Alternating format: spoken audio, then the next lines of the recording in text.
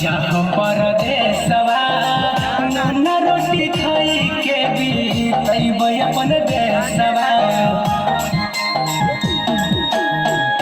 Rocky पिया मत जहाँ परदेसवा नाना रोटी खाई के बीतब अपन देशवा।